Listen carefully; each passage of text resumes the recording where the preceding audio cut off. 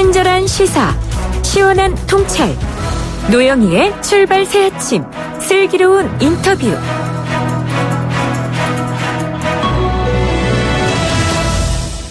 (3개월) 동안 계속되었던 조국 대전, 정말 입장문 한 장으로 마무리가 됐는데요.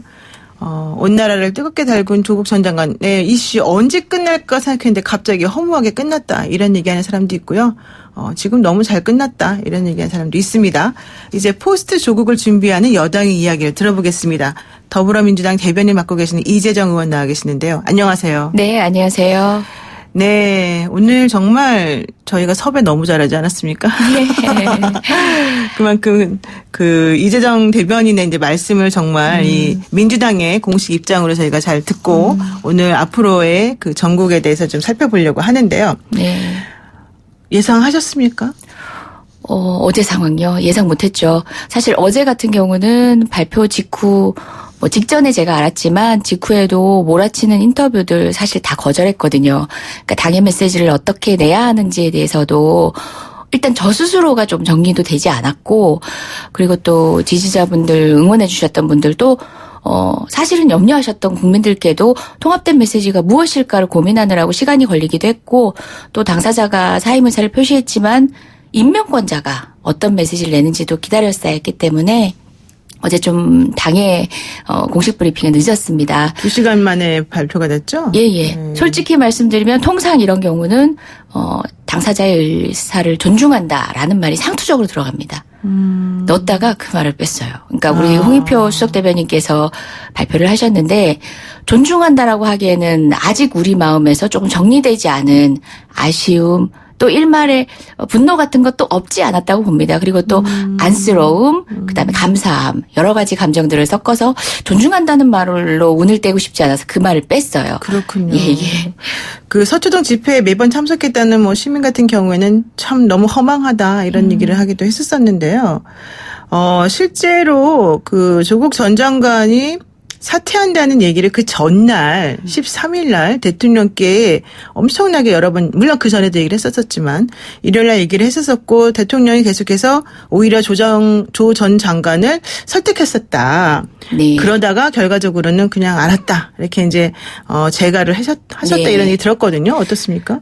그 전날만이었겠어요. 이제 가장으로서도 있고 본인이 생각하는 검찰 개혁의 의지, 그리고 또 시대적 사명이라고 생각하는 것들 도를 맡고 있지만 본인이 완수해야 하는 것이라고 하는 그 책임감 누구 못지않게 크신 분이라 그런 여러 가지 고민들이 그냥 혼재돼서 그런 의사를 표했을 수 있어요. 근데 또 받아들이는 분들은 그분이 막연히 국민들에 대한 미안함 때문인지, 아니면 정말 자신이 없음인지 등등 해석을 해야 되는 그 복합적인 상황이었어요. 또 가족 수사가 계속되는 가운데 그 자리에 있기 때문에 수사의 칼날이 지나치다라는 해석도 충분히 가능한 상황이었기 때문에 본인으로 그 짐을 계속 지게 하게 하는 게 맞는가라는 생각이 들었고, 당도 여러 가지 제언들이 있었죠. 그거는 당초 임명 당시부터, 지명 당시부터 그렇죠. 어떻게 보면 있었죠. 논란 가운데서. 근데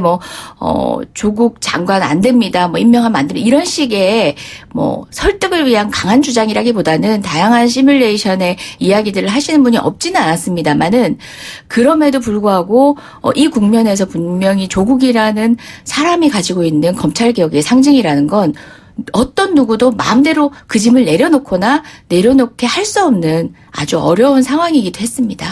어제 상황을 한번 보면요. 보세요. 9시에 정상적으로 출근을 했단 말이에요.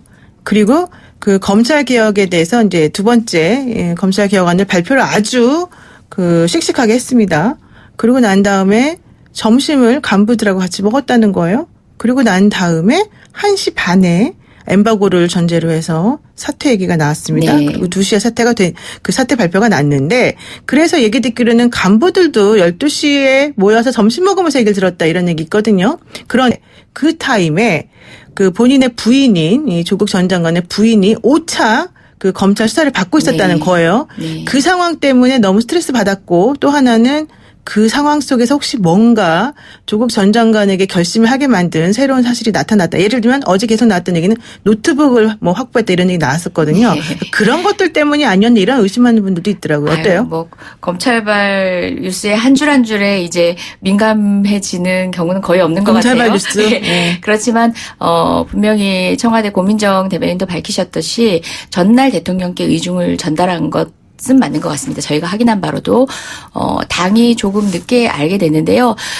당에서도 사실 많은 분들이 공유하지 못했고 사실상 전달받는 그냥 허탈감은 우리 지지자 여러분과 조금 다르지 않는 그 시기에 받았고 기자 여러분보다 조금 먼저 알게 됐고 또 저희는 공보 역할을 해야 되니까 그렇죠. 미리 메시지를 준비하기 위한 정도로 먼저 제공이 됐는데 그것 자체도 사실은 무의미했죠. 아시다시피 4시에 메시지를 내기까지 그리고 또 지금 역시도 남겨진 과제들에 대한 정리 그다음에 그 가족들에 대한 염려 그리고 지나간 시간들에 대한 여러 가지 평가들 다 지금 무거운 과제로 남아있는 상태입니다. 아무래도 가족 문제가 부담으로 작용했을 것이다 이런 얘기하면서 결국 검찰 수사 때문이다 이런 얘기도 있습니다. 그리고 윤석열 총장하고 동반 사퇴해야 된다 이런 얘기까지 나온 상황이었거든요. 검찰 수사가 과도했기 때문에 그냥 항복한 거다 이렇게 봐도 됩니까?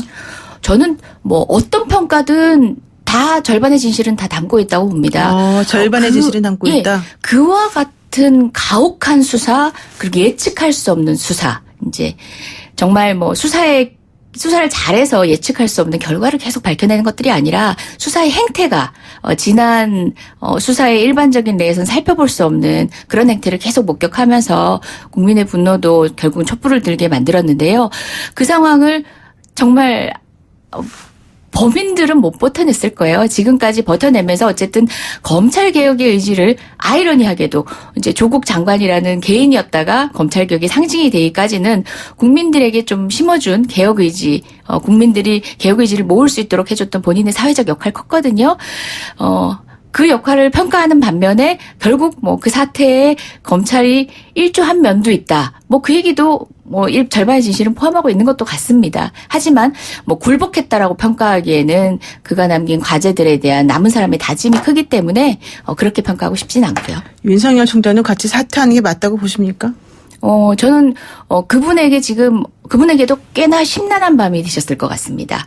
여러 가지 상황들을 반추해 보시고 본인에게도 아직 기대와 그리고 또 그 책임을 미루지 않으신 임명권자 대통령의 말씀도 무겁게 듣고 계시리라고 생각하고요. 남은 시간들 지켜보겠습니다. 오히려 검찰도 내상을 많이 입었다 이런 얘기도 사실 있어요. 그리고 자유한국당이 허를 찔렸다 이런 말도 있어요. 솔직히 말하면. 왜냐하면 더 이상 이제 없잖아요. 네. 어제 저도 국감 중이었고요. 어제는 서울특별시 그리고 오후에는 서울경찰청이 예정돼 있었는데요.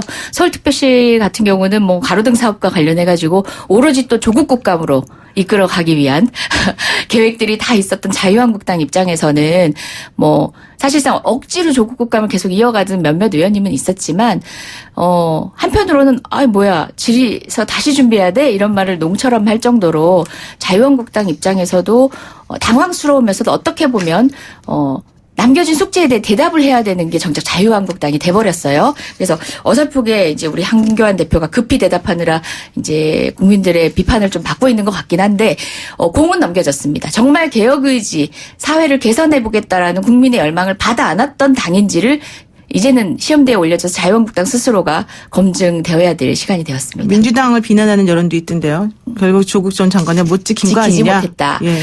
사실 뭐가 옳은지는 잘 모르겠습니다. 그분을 끝까지 버텨내게 하고 정말 어제는 퇴임식도 하지 못했잖아요. 그렇죠. 퇴임식을 다 하고 보내드리는 그 마지막 검찰개혁 완수일까지 그분을 붙잡고 있는 것이 맞는 건지 저도 여전히 잘 모르겠습니다. 하지만 분명한 것은 여전히 조국이라는 상징으로 던져진 개혁 의지와 개혁 과제에는 그분도 여전히 자기 역할을 하실 분이고요. 그간에도 역할을 해오신 분이기 때문에 지키지 못했다라는 어떤 일면의 지점들은 조국 장관이라는 사람을 지키지 못했다는 것이 아니라 이거 끝까지 해내야 되는 니네 책임 알지라는 가혹한 회초리라고 생각하고요. 그 점은 다 잡고 있습니다. 당과 대통령의 지지율이 떨어졌기 때문에 조국 장관이 전격적으로 사퇴한 거다 이런 얘기도 있던데요. 사실 뭐 어느 것 하나 부정하기 힘든 면면에 조금씩은 있을 것 같습니다. 하지만 지지율이 떨어졌다라고 해서 뭐 꼬리 자리듯이 사람을 잘라내는 방식 문재인 정부 들어서는 없었습니다. 오히려 그래서 책임지지 않는 정당이라는 비난을 자유한국당으로부터 들을지언정 그렇게 쉽게 이제 당리당략에 의해서 사람의 진퇴를 이제 결정하는 일은 아마 문재인 정부 들어서 그리고 또 더불어민주당에서는 없었다고 자부하고요. 지금 역시도 그와 같은 방식은 아니었습니다. 그렇군요. 자, 그럼 이제 검찰개혁 얘기하겠습니다. 어차피 이제 공은 국회로 넘어갔다라는 게 중론이잖아요. 그리고 조국 장관이 할 수 있는 법무부 개혁안이 이미 다 나왔다. 네. 그렇다면은 이제 패스트트랙 관련해가지고 사법개혁안을 이제 잘 협의해서 넘기는 것, 통과시키는 것이 중요한데, 아까 잠깐 황교안 대표 얘기도 했습니다만은 공수처 법안은 우리는 절대 반대다라고 지금 자유한국당이 얘기를 하고 있는 상황이란 말이에요. 네. 이거 어떻게 됩니까, 앞으로? 조금 하루 이틀이라 좀 묵히시지 그러셨어요. 어제 사태 뉴스 나오자마자 네네. 21대로 넘긴다 하셨어요. 일단 공수처 법안에 대한 그러니까. 이제 뭐 각각의 입장을 차치하고서라도 이제 그 21대로 넘기자고 하시니까 처음부터 검찰 개혁이 목적이 아니었다라는 걸 너무 이실직고를 빨리 하셨다는 속내가 느낌이 너무 들었습니다. 빨리 들여다보인다. 예. 이런 얘기죠. 사실 일상적인 국회 일정을 보더라도 지금 뭐 거창한 개혁과제 입법안들을 통과시키는 건 굉장히 어려운 시기였던 건 맞습니다. 하지만 이 정도 이제 정말 이 자석에 나와서 이런 질문을 받을 정도로 국민적 관심이 모였다는 거는 이건 역시도 이례적이거든요. 저희는 이 동력을 이어나가야 될 책임이 있고 자유한국당도 그와 같은 이제 납득할 수 없는 그런 일성들로 더 이상 회피할 수는 없는 국면이라고 생각하고요.